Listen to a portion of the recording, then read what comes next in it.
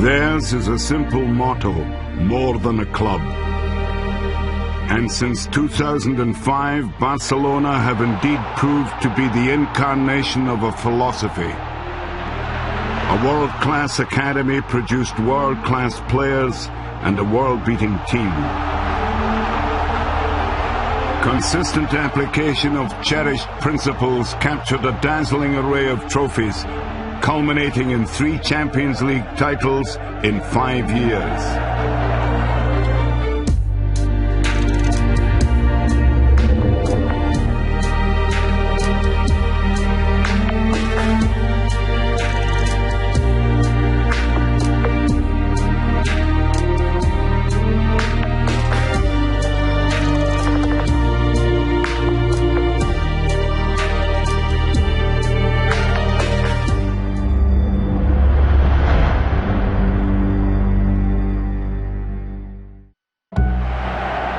In 1992, Barcelona finally emerged from the shadow of their arch-rivals Real Madrid, who had won the European Cup 6 times in its early years. Leading Barcelona to that success was Dutchman Johan Cruyff. I'm different than a lot of other people. Let the people come to the stadium and let them enjoy themselves. I mean, when I go to the stadium, what do I want to see? I like to see a goal, I like to see a nice action. I like to see somebody who treats the ball very well, who does something nice, and that's what we did. Ronald Koeman's free kick gave the Blaugrana a 1-0 win over Sampdoria and their first ever European Cup. It was a club that's almost 100 years of existed, never won it. And now you didn't only win it, but the way you won it. And it was not one day you played good, no. A lot of years together, steady working, controlling the whole thing, kept people in place. Embracing this philosophy, Cruyff's Barcelona were dubbed the Dream Team. They won 4 successive Spanish League titles from 1991.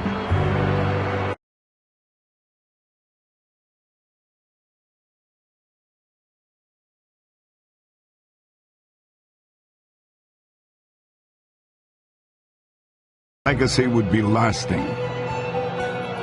It's a question of to get the philosophy going, and it was a pity that I couldn't finish that off, because I think with a great team, a very big team, always counts on the people from their own club. I think almost impossible for a long time, let's say 2, 3, 4 years in a row, to buy people. The Dutchman was missed. By 2003, the club had added just the European Cup Winners' Cup in 1997 and successive League and Copa del Rey titles. But one man's childhood worship of Cruyff would rekindle ambitions of greatness. When Johan came to play for Barca in 1973, we were 10. We used to get our hair cut like his, we copied his running style. He really created a social revolution at Barca at the time. 30 years later, that youngster was elected club president, and his strategy for success was clear. We opted for a footballing revolution. We decided to return to the footballing philosophy that we thought was the best for Barca. And that philosophy is based on Johan Cruyff. The way you win it, the way you play, and the way the people talk about you. They don't talk about you, no, you won the game. No, we enjoy watching. And once again, enjoy watching the games from Barcelona is much more important than only winning. A lot of Barcelona fans used to come to our headquarters, where our electoral campaign was based, and asked us to change things. And the truth is that we created a mini revolution at Barcelona. People suddenly regarded Laporta as what we call here foc nou, a breath of fresh air, because he would eradicate everything and offer a fresh start. Laporta began by replacing manager Radomir Antic with Dutchman Frank Rijkaard. It was a controversial decision, though. We were convinced he was the ideal manager. But, yet again, public opinion was trying its best to ensure that our project to revolutionize the club didn't work. Ronaldinho, who arrived from Paris Saint-Germain for €30 million, would play a key role in the Laporta revolution. What I did say was that we would lead Barca to the forefront of the footballing world. And for that to occur with our project, we had to sign one of these three players: David Beckham, Thierry Henry, or Ronaldinho. It turned out to be Ronaldinho. The Brazilian immediately endeared himself to the Camp Nou faithful and became the figurehead of Laporta's new Barca.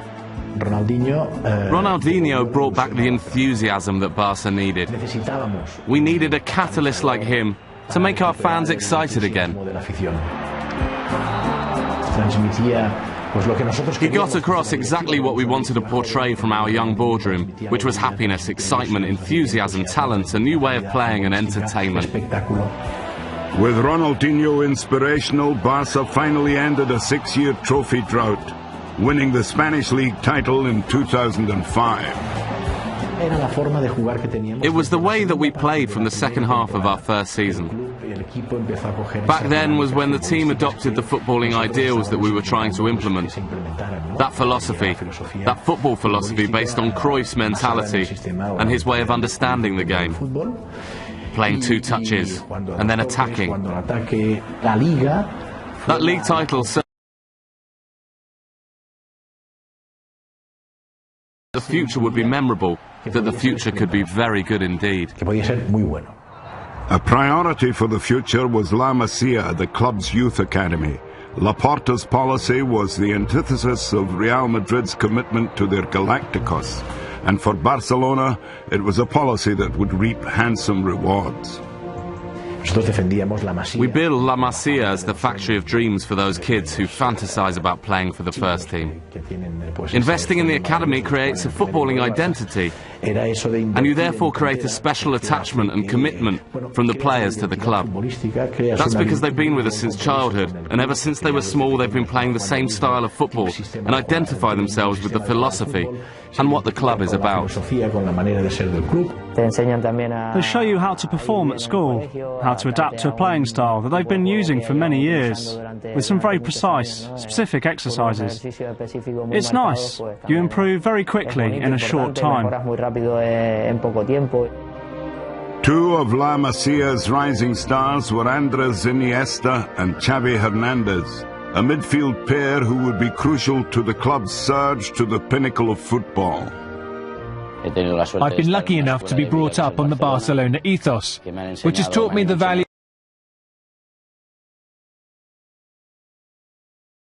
are essential for life in general.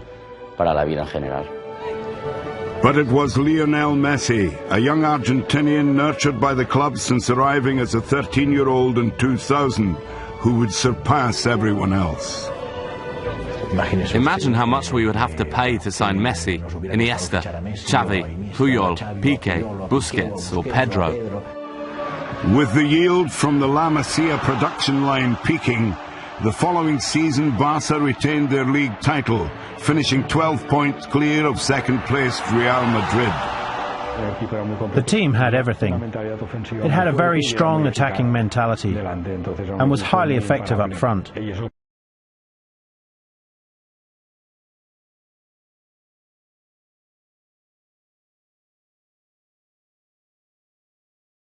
And that took us to Paris. 15 minutes in, Arsenal goalkeeper Jens Lehmann brought down Samuel Eto'o. He committed a foul and got sent off, so Barca played the whole game against 10 men. Nevertheless, Arsenal went in front. I had the feeling we would win, even when Arsenal was still 1-up with a quarter of an hour left. It was the typical situation whereby the team conceding the goal becomes cautious, and the team that's just equalised goes on the attack. That Barca won by sheer desire, not by playing great football. Ronaldinho didn't play well. Generally, it wasn't a good game, but it was an exciting one. The first league title told us how well things were going. then I think the Champions League trophy was confirmation of the whole project. We went from winning nothing to winning that, after having made some difficult decisions, all in just 3 years. Winning the Champions League in our third season was very important. But the following 2 seasons saw Real Madrid win consecutive league titles as Barcelona failed to lift a trophy. The pressure began to mount on manager Frank Rijkaard.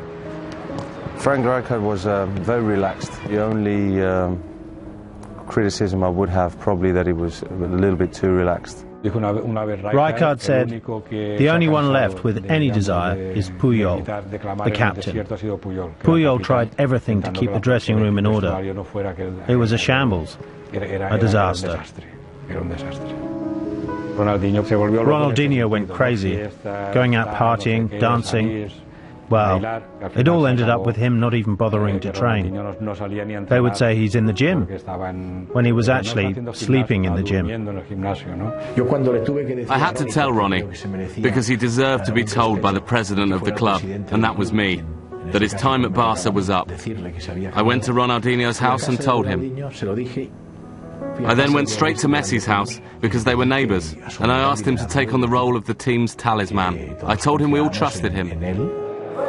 And Laporta made one more big decision. He sacked Frank Rijkaard.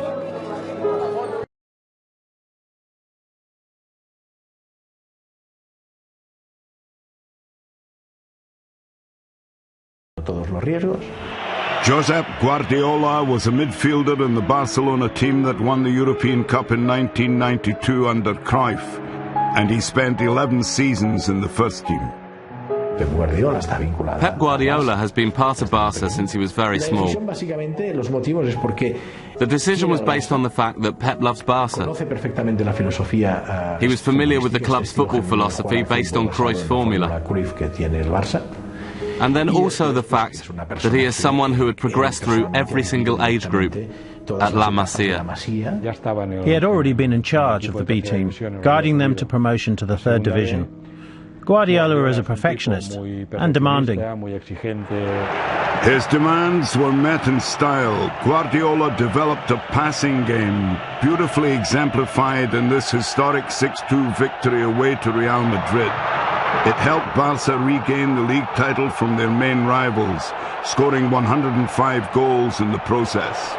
The squad didn't change that much when Guardiola arrived. It was more he brought a few players through from the B team who sort of knew his philosophy and style. He got the players that were in the squad to believe that his way was the way to play, to be successful, to win things. And a recent arrival was extremely impressed. I think from the moment I first began working with Guardiola, I saw that the team had adopted a Brazil, all came together, so that everyone now admires Barca. In the summer of 2008, an important thing happened. Puyol, Xavi and Iniesta won the European Championship in Austria and Switzerland. Xavi was named player of the tournament, after having had a horrific year with Barca. So Xavi came back to Barca with newfound confidence. And Messi exploded onto the scene. He'd been knocking on the door, but because of circumstances, injuries, he hadn't been consistent. But then Messi took off. He's old. And I remember that when he was an under-14, I went to see him in a game in which he scored 4 goals in just 14 minutes. He played exactly how he does today. The little Argentinian scored twice in a 4-0 annihilation of Bayern Munich in the first leg of the Champions League quarter-final, a result that reverberated around the football world. Barcelona totally outclassed them. They left them dumbfounded. Barca definitely left them in shock.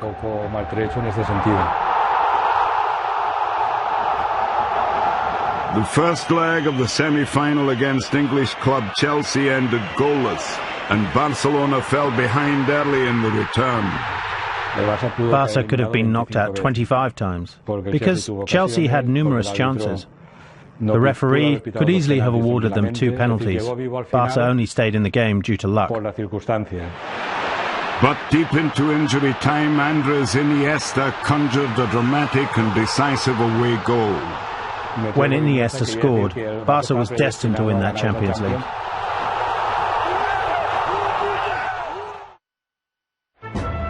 In Rome, Barca met the holders, Manchester United. It was one of those finals that was just a party for Barcelona. And I think that was acknowledged by the British press and by Manchester United too. We played wonderfully well.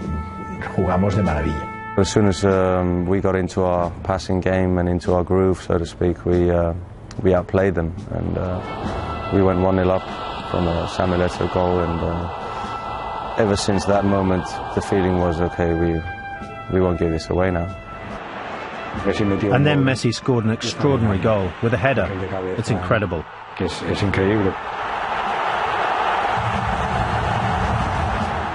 Messi isn't tall. If he walked past here, we wouldn't see him. The world opened its eyes to this system. This genuine style of playing the game. Barca's style is a model, a football formula. It offers you entertainment, but it's also effective and efficient because it brings you titles. To be in Rome and to make football look like art, as Barca did, was very emotional. But it was bittersweet for Samuel Eto'o. He scored 152 goals for Barca over 5 seasons, yet Guardiola ushered him out of the Camp Nou. Guardiola doesn't like people with personality. He wants a dressing room with good boys only. That's all right, but you also need a player with big character on the pitch. And Eto'o used to give character to the team. A winner, a fighter. His replacement was another controversial character, Swedish striker Zlatan Ibrahimovic, who nevertheless helped Barca create history in 2009 by winning all 6 available trophies, including the UEFA Super Cup and the FIFA Club World Cup. We had a unique season, one for the football record books. It was a team that won everything that was possible to be won in just 1 year. And it's not just about everything we won, but it's how we did it, how the team played. That was the perfect season. A season that can be equalled, but never bettered. 2010 was comparatively barren. The Blaugrana celebrated only the league title and the Spanish Super Cup.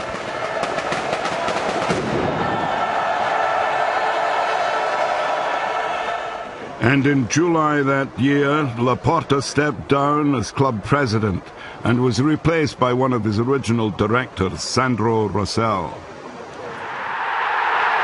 10 days later in the World Cup final, Barca's Andres Iniesta scored a dramatic winner to give Spain victory over the Netherlands in extra time and a first World Cup triumph. The nation owed a debt of gratitude to Barcelona. 7 of the Blaugrana played a part in the final. Back with their club, those players and their teammates continued to win trophies. Barcelona retained the league title in 2011, and a 3-1 aggregate defeat of Real Madrid took them to the final of the Champions League for the 3rd time in 5 years. You have to win, because if not, people is angry because we don't win. Basically, I think that we are living a dream, all the players, because we are doing a great job, and we have to keep continuing playing like this. Wembley Stadium hosted a repeat of the 2009 final. Once again, the opponents were Manchester United. Barca played a 4-3-3 system with 2 attacking fullbacks in Dani Alves and Eric Abidal. Captain Carlos Puyol was on the bench due to injury, and his place was filled by Javier Mascherano alongside Gerard Piqué at centre-back. I'm so lucky to be here, and it's unbelievable to play with Messi, with Andres Iniesta, with Xavi. You arrive to the pitch, you arrive to the stadium, and you know that you are the favorite. Sergio Busquets was the foundation for the creative and technical skills of Xavi and Iniesta, allowing Pedro, Villa and Messi to provide the firepower. Andres is incredible. I'm a passer, and if I have teammates around me who make my job easier, all the better. Andres is one of them. Such players were schooled in the methods of La Masia. Barca's passing game, known as tiki-taka, is centred on ball retention, wearing down the opposition with short passes and quick movement. Playing two-touch football, playing with an attacking mentality, pressing high up the pitch to regain possession as quickly as possible when our opponents have the ball, and keeping hold of the ball as long as we possibly can. It was a style much in evidence at Wembley. Pedro gave Barcelona a deserved lead. It's great for any sportsman to achieve new goals. They are things you feel proud and happy about, because they are things you'll never forget, and they remain with you when you retire, and you can tell people about them. Wayne Rooney equalised before half-time, but Barcelona remained in the ascendancy.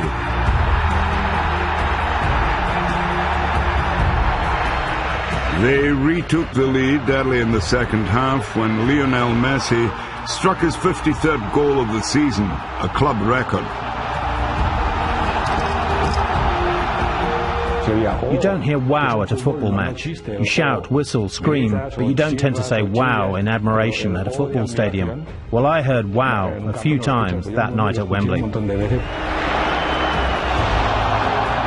15 minutes later came another of those moments.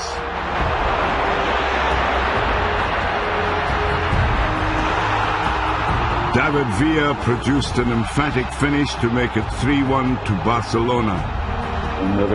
I think it's a game to be recorded and shown to everyone that wants to learn how to play football against a great team.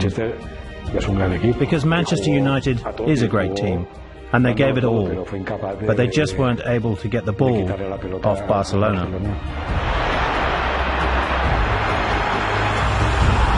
Barcelona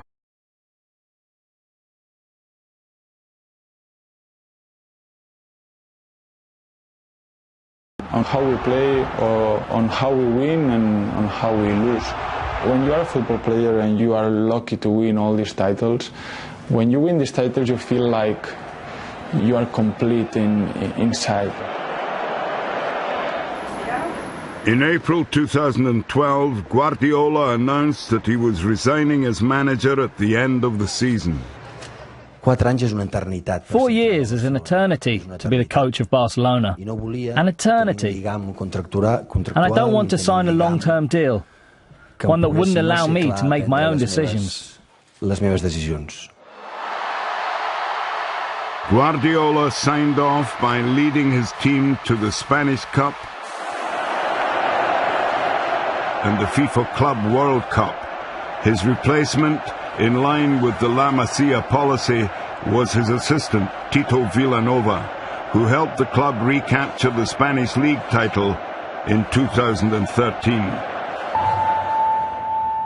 In 8 years, from May 2005 to May 2013, Barcelona won an incredible 20 trophies, including those 3 Champions League crowns, 6 Spanish League titles, and 2 Club World Cups. Success owed much to the best of youth development combined with a shrewd transfer policy. But most important was the core philosophy. It made Barcelona one of the greatest teams football has ever seen. It's a privilege to be part of this history and these victories. If we stop now and we start to count what we have achieved or what we have done,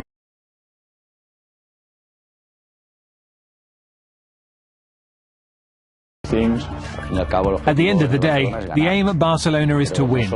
Not just to win, but play well, and try to make the fans feel proud of the team. All this is magical fulfillment for a lifelong...